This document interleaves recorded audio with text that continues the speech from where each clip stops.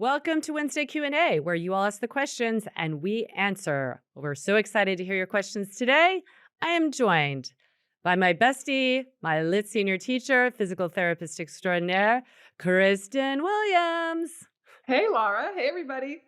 So glad to be here. As always, we are going to really kick this off with a great question that was sent in via Instagram by Nick Duller.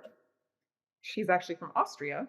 And she said, Dear Kristen, I have a question for the podcast and would be very grateful for any tips. For about 1.5 weeks, I can't lift my arms up sideways. It gets stuck pretty soon, even before reaching shoulder height. I then can only lift them in a forward angle or when grabbing one shoulder with my hand and guiding the arm. It seems my shoulders, especially my left one, move forward in space and something on both shoulders blocks. And a muscle connecting to my neck connecting my neck to the shoulder area pops up. This muscle is super tight since having this trouble. It also leads to headaches on the very tight side. The shoulders themselves do not hurt, but my range of motion is limited, and sometimes the front of my upper arm tightens up when trying to lift them. This problem occurred soon after I was doing a funky dolphin on both sides very eagerly and was swimming in very lively waters. My regular physical therapist is on holiday, and maybe you have an idea how to get this area unstuck, as the upper body and back slash shoulder slash neck scapula area are very tight, and I can almost feel the chain reaction of things pulling on each other. I'm also sitting a lot, computer work, and lots of traveling, and try to be aware of posture and mobilize my body. But these days, due to this issue, my upper body and thoracic mobility, that per se is poor, are very limited. I try to mobilize my shoulders with specific lit classes and roll the area between the shoulder blades with a ball, yet no improvement. Any suggestion how to get the range back? She said, thank you. I will also go see a new physical therapist in some days, but being a lit regular, I appreciate the immense knowledge you hold. Thanks for your amazing classes. And so she did a video for us to really show what's happening. She did it from the front and from the back. I will show. So go to YouTube, by the Yes. way, if you're listening to this and you want to see this, but we'll describe it to you. But if you want to actually see it, Yep. Kristen is going to show us the video and we'll kind of describe what's happening. So she's going to start facing forward, and I haven't even shown Laura this yet, but so here she is.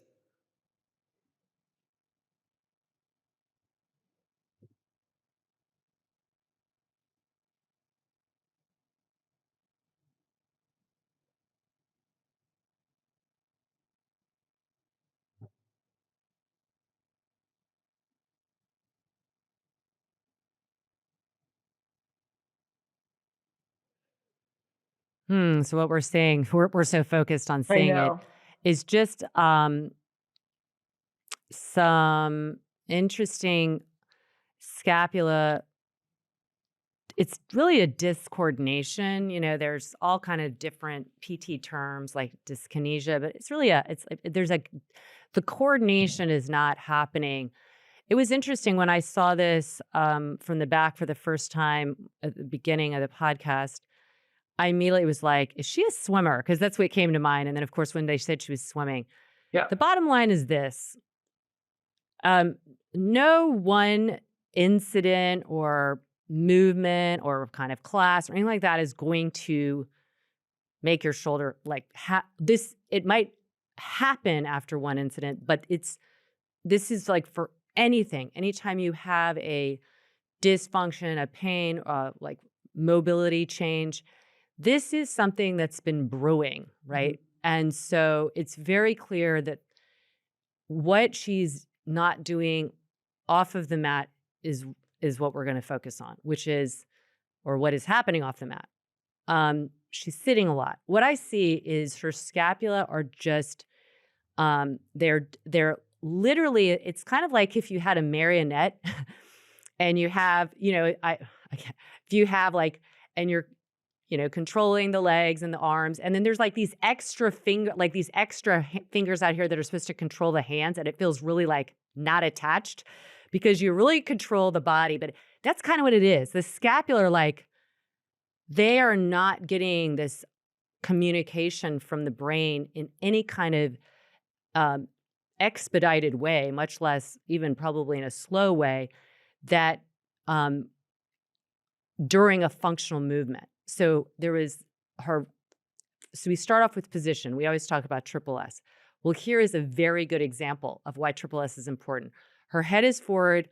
One of her scapula is depressed starting off, and the other one seems to be elevated, but it might not actually be elevated just compared to the other side, which is definitely depressed. So the side that's depressed, I think probably upper trap weakness, probably all kinds of weakness around the scapula, not just upper trapezius. So what happens when you go above 90 degrees, you have three muscles that are the leaders of it, but they're not all the muscles. Like, so again, we talk about muscles, but they don't work on their own. But those three muscles, if they aren't doing a good amount of the leg work, then other things will come in and help out. So to me, it's clear serratus anterior, upper trapezius, and lower trapezius are not firing in any kind of coordinated way. That's why you get this kind of stuck, and then it's like all of a sudden it wings up really quickly. Maybe that wasn't happening as much before, but I'm sure it was happening. Maybe she just it wasn't as obvious.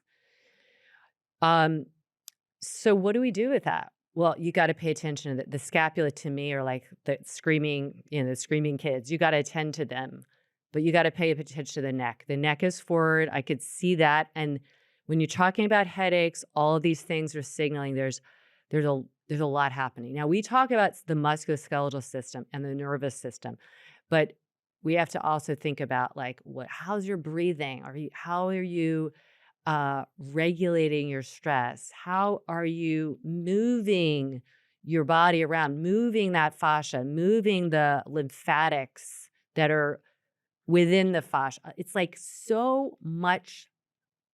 And that's why I want to say all that, not to overwhelm, but to show you that there's not going to be one answer. There's going to be a lot to do. And isn't that great? Because it's all going to help. All the reset stuff should be helpful. You're seeing a PT, that's great. Because if I saw you, I would be doing a lot of very like hands-on reinforcement because you just don't know that scapula is not gliding well. Some kinesiology taping might help, again, because that's just a little bit neurological feedback.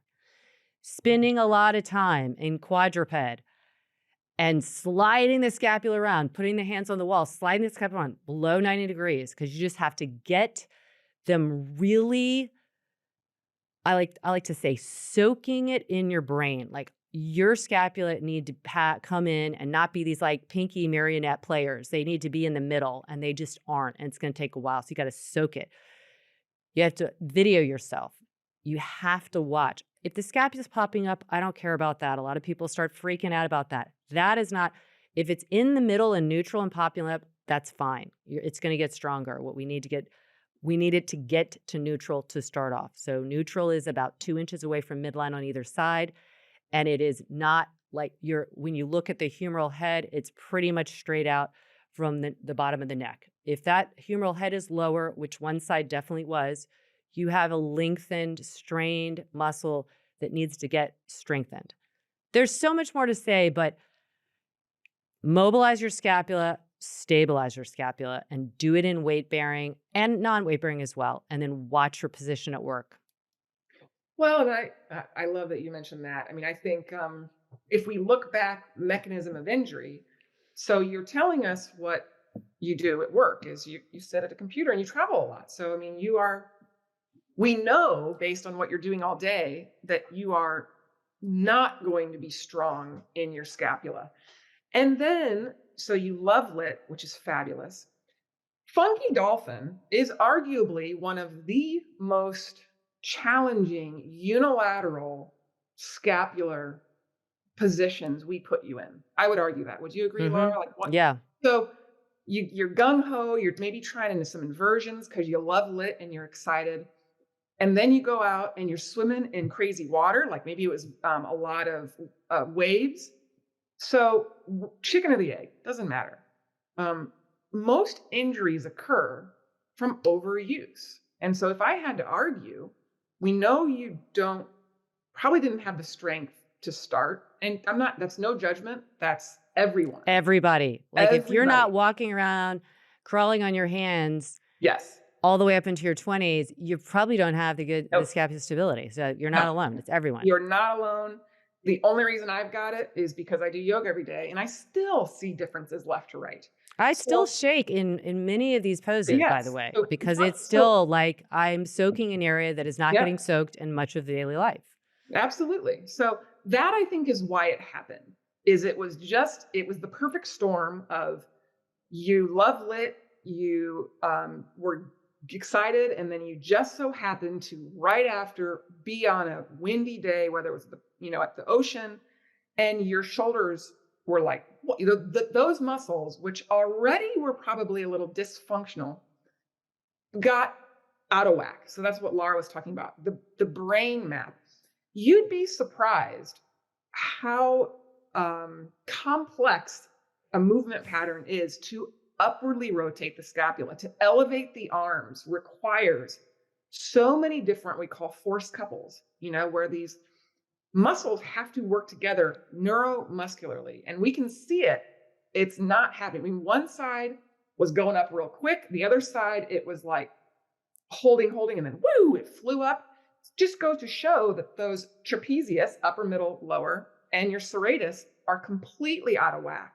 They aren't working together to get that scapula up, to lift. And so you're feeling it up into your neck because, you know, something's overworking, something's underperforming, and it's just kind of wreaking havoc around the body. So, what to do?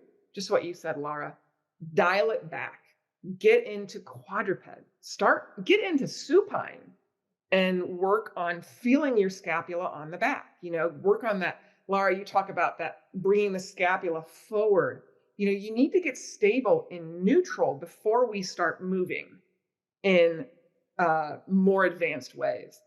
And so when you're talking about swimming, I mean, that's a ton of scapular thoracic movement against resistance through a full range. So again, it was just the unfortunate perfect storm, but start in supine, go to prone. You know, you can Google, I'm sure Laura and I both have some stuff on there, some My things for, shoulder workshop, I will tell you, the strong and stable shoulder, it is great. there You you won't go. do all of it, but there's so many broken down little drills in there using the block because you're going to get a ton of proprioceptive feedback. Yeah. Um, I just had one analogy I was thinking of. See, sometimes this just comes up, right? If you've ever been to like a middle, I don't know what it would be in Austria, but like a younger kid school concert and they're doing handbells, right? And they have to learn when their handbell goes, when their handbell goes. So they're like, dun, dun, dun, dun, dun. So just imagine they don't know what the hell they're doing. It's a cacophony, right? So the coordination, we don't want dysfunction to mean like you have a problem. It's the coordination of the ringing is not there because it hasn't been trained, right? And you're not alone. So Mhm. it's like you got to go back and learn. Oh, that's where I come in. Oh, that's where I come in. You slow it down. And one other odd thing, the movement you're showing us is abduction. I would stay away from abduction for a while. It's just too many other things to contend with. And I would really go forward, add an active protraction when you're at 90 degrees. So you bring the arm straight up, you get to 90 degrees where your wrist is even with your shoulder, and you slide the scapula out a little bit. And that should help the turning on of the serratus to get that, especially that side that's lagging. So I would try that. Yeah, and I think you will get better. I think if you just dial it back and start Hmm. start from the basics. Yeah. And this goes for everyone. The shoulder is very complex. But isn't that cool? It's so complex because it allows us to do so many things, interact, bring groceries up, heavy load, put them up on the shelf, all these things.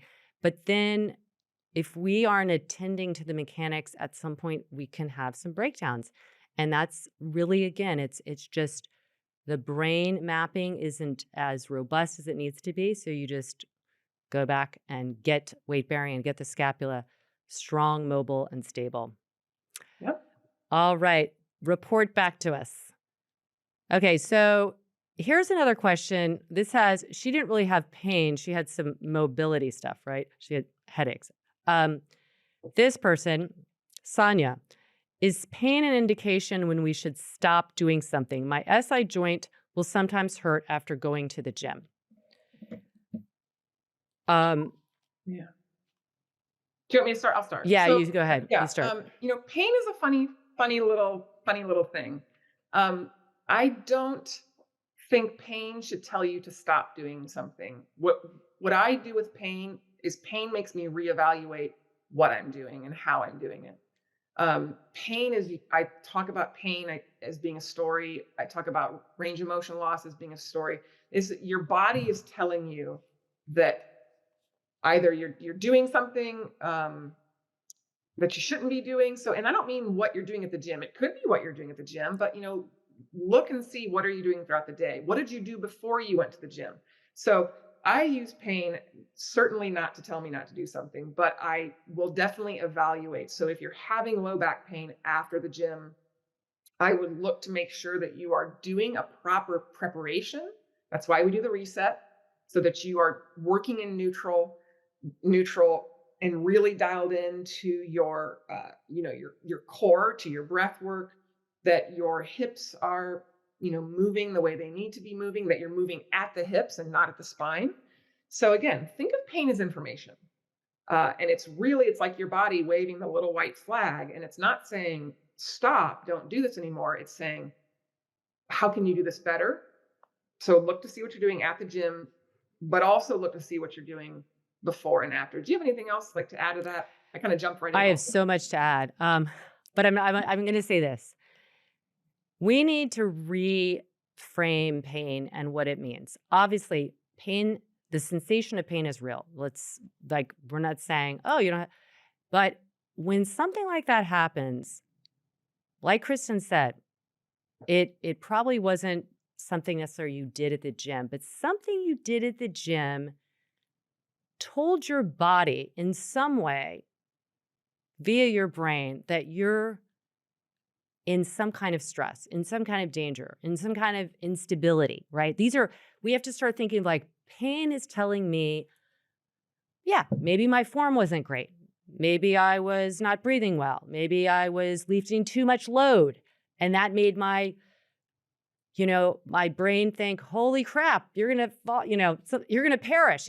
We don't know. Our brain is going on a little bit of a loop based on some of our stuff in the past, habits, the information we give it. So if we're giving it information that it's unfamiliar with, that feels unstable, that can be one reason. I like to look at it as this. Your SI joint is the place you're having pain. It is not the place you're having a problem or you're having an imbalance. My absolute gut, if I were to work with you, and I try not ever make an assumption, but I'm sure you do the same thing. We've seen enough people. I'm betting that you're not moving your hips well and you're compensating with your back. If you aren't using your glutes well, your glute maximus attaches to the dorsal SI ligament. Dorsal SI ligament. So it is by contracting the glutes well, like extending the hip, and then you can imagine adding load like with hip thrust or squats or something. That is giving that ligament stability through its attachment. Now, say your glutes aren't working. That SI ligament also attaches to the fascia of the erector spinae. So they are going to take the load that your glutes, which are way bigger and way more prepared, they're going to take it there. And what is going to be the victim? The SI joint, because it's getting tugged on from above, no support from below. And it's fearful. And your brain is pretty smart. It's like, I think that's probably not a good idea. Based on my human experience of knowing how important the glute max is, and your brain is somewhat hardwired in that way to know, like, this is not a movement I recognize as being safe. So I would say use the area of pain as a like the starting position place of where the issue is not, and look around. Look above. Maybe you're not moving well in your thoracic uh, spine, but my gut is you're not probably the hips and ankles. There's something going on there, and the burden is being placed on the SI joint, but it's not the SI joint's fault. There's so much more to that. You could be like not using your abdominals well. You could be pushing them out. There's lots of contributors. So dial it back. Have somebody look at your form. It does matter. We're not just bones and muscle and fascia and all that. There's other things to consider, but those are the things that move us. and the brain is orchestrating all that. So that's But all I'll say. But have you're faith like, that have look faith that elsewhere. look out. Yeah, I had the best kinesiology teacher. She was like 5 foot. Yeah. She's like, don't look at the pain. Don't look at the pain. If I don't remember anything else, like her screaming that in her wonderful accent, and I am so grateful because she was pretty ahead of her time. Because the modern medical model is the pain is here. This is what we're going to look at. This is what we're going to treat. And she was, she's a kinesiologist. She's an expert. She's like, the pain is here. That is not where the issue is. And I'm glad that was my roots. Okay, let's see. We got some other questions. Someone asked us, how do we balance? This is add a little personal question in there. How do we balance between our work life and doing yoga? And Yeah. I mean, you want to go ahead? and it's an interesting question for us because our work life is doing yoga. I know. So I know. we're kind of a biased audience here.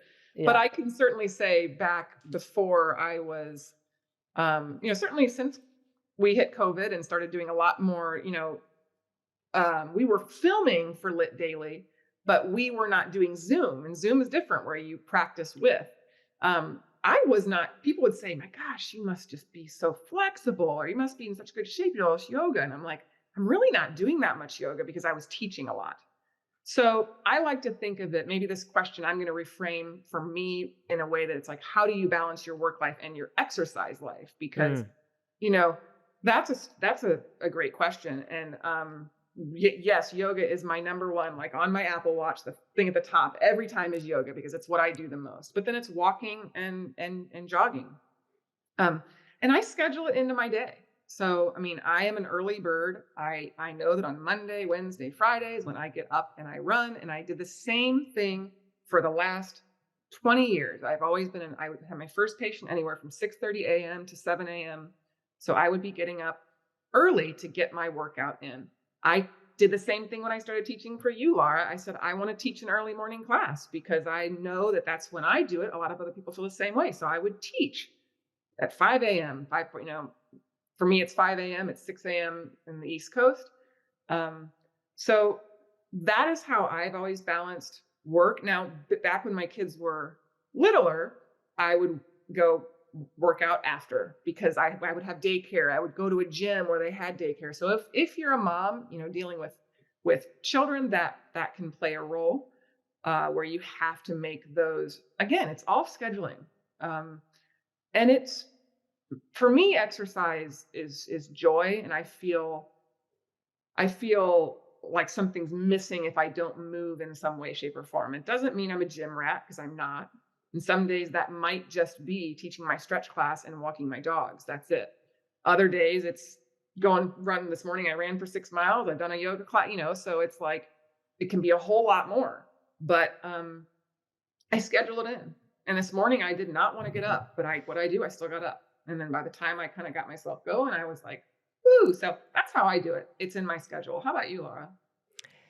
I could not agree more. And I mean, this is obviously case dependent. There's people out there who, have kids, don't have a partner, have more than one, all these kind of things. So you have to do what is best for you.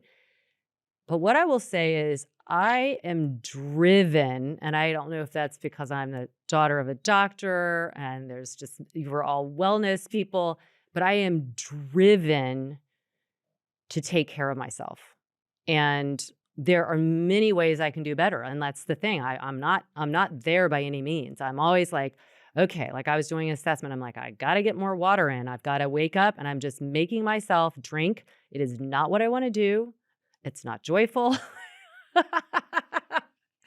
I just want to have coffee and sip it. But I am getting more in the habit of getting up and having a a big thing of water because I am not getting enough water during the day because I'm moving around so much. And then I'm like, oh, I got to, teach or film or meet somebody or do a podcast. I can't drink that much because I'll. So there's, I think, just whatever it is in your work movement balance, prioritize movement as much as you can. Prioritize your wellness as much as you can. We have been sold a really not good bag of goods of what we consider goods, which is you work hard, you get the job, you buy a house, all these kind of things, acquisition, acquisition. And no one is preaching, except from a young age. I fortunately got it, but in general, how we have this glorious life that is inside of us that moves with us or not. And we need to take care of it. And it doesn't have to be 5 hours. It doesn't have to be an hour. It can be 10 minutes here, 10 minutes there, 10 minutes. Drink more water, get up and move a little bit, take the stairs, all the, stuff we hear about. But you have to do it for you, not for weight loss, not for because somebody's telling you to do it. Don't look at people on Instagram who are doing this as their job. We're not good examples because it's written in our schedule and we still have to schedule things. Schedule it for yourself. You must schedule it so it becomes a habit, it becomes a pattern, and it becomes something that you and your body crave. And yeah, it should bring joy because it's making your life richer. We have one body, people. If I could just scream from the mountains, one body, one body, one body. And at the,